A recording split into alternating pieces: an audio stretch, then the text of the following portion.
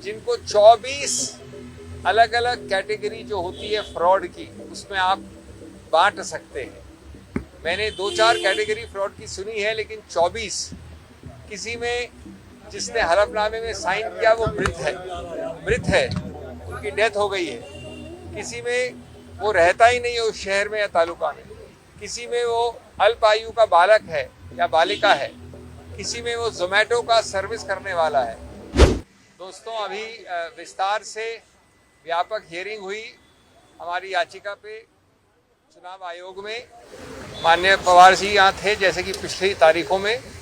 आज मेरा दलील का प्रक्रिया खत्म हुआ और मेरे काबिल मित्र कामत जी ने शुरू किया है। अगली तिथि बृहस्पतिवार की है। मैं संक्षेप में ये कहना चाहूँगा कि नंबर 1, मैंने 2-2.5 दिन जो दलील की है उसमें हज़ारों, मैं दोहरा रहा हूँ, हज़ारों ऐसे हलफनामे, ऐसे दस्तावेज, ऐसे डॉक्यूमेंट्स लिखित सामने रखे हैं चुनाव आयोग के, जिनको 24 अलग अलग कैटेगरी जो होती है फ्रॉड की, उसमें आप बांट सकते हैं। मैंने 2-4 कैटेगरी फ्रॉड की सुनी है, लेकिन 24 किसी में जिसने हलफनामे में साइन किया वो मृत है, उनकी डेथ हो गई है।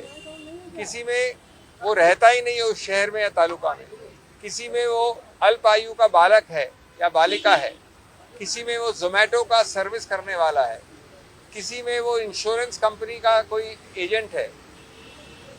आज हमने एक विचित्र प्रसंग रखा। मेरे साथ खड़े हैं यहाँ पर ये चौधरी जी।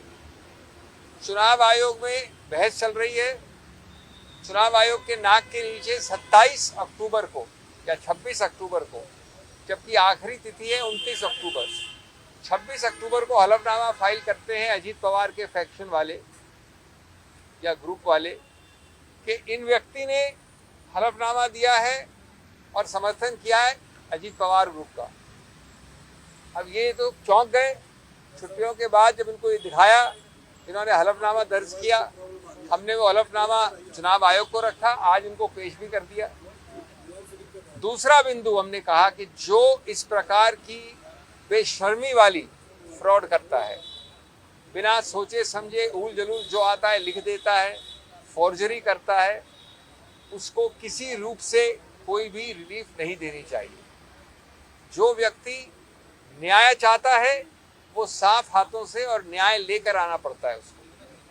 इस प्रकार के 24 फ्रॉड की कैटेगरी, हजारों एफिडेविट, हमने सिर्फ एक सैंपल दिया है 9000 एफिडेविट का, सिर्फ सैंपल दिया, मैं दोहरा रहा हूँ 9000 का।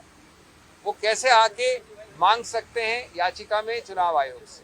तीसरा बिंदु, हमने ये बताया कि चुनाव आयोग को अधिकार क्षेत्र है कि वो मजिस्ट्रेट के सामने फौजदारी मुकदमा शुरुआत करे इस प्रकार के झूठ और मिथ्या प्रचार के लिए, जो परजरी होता है, जो हमारे क्रिमिनल संहिता के अंतर्गत एक क्राइम, एक ऑफेंस होता है।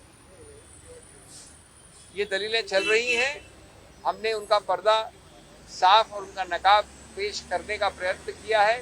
माननीय चुनाव आयोग इस पर दलीलें सुन रही हैं। हमें आशा और विश्वास है कि न्याय की विजय होगी इस प्रकार से। और एक और हमने बड़ा रोचक बिंदु बताया, कई सारे हलफनामे दिए गए हैं अजीत पवार जी के नाम से, लेकिन उनमें एक में भी ये शब्द नहीं है कि जो हलफनामा दे रहा है वो माननीय शरद पवार के विरुद्ध है। इसका मतलब हुआ कि मैं इनके पास गया, मैंने इनसे मांगा हलफनामा, उन्होंने कहा कि मैं अजीत पवार को लीडर मानती हूँ, लेकिन ये नहीं कहा कि मैं अजीत पवार के फैक्शन की समर्थन करती हूँ। किसके विरुद्ध में? शरद पवार के विरुद्ध। ये कहीं कहीं नहीं गया है, किसी हलफनामे में शरद पवार के विरुद्ध कुछ नहीं कहा गया है।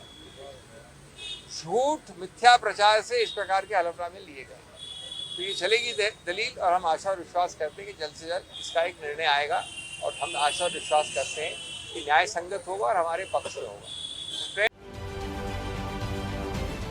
महाराष्ट्रातील सर्व बातम्यांचे विश्वासार्ह व्यासपीठ, सकाळच्या सर्व सोशल मीडिया प्लॅटफॉर्मला लाईक, फॉलो आणि सबस्क्राईब करा. तसंच सर्व नोटिफिकेशनसाठी बेल आयकॉन प्रेस करायला विसरू नका.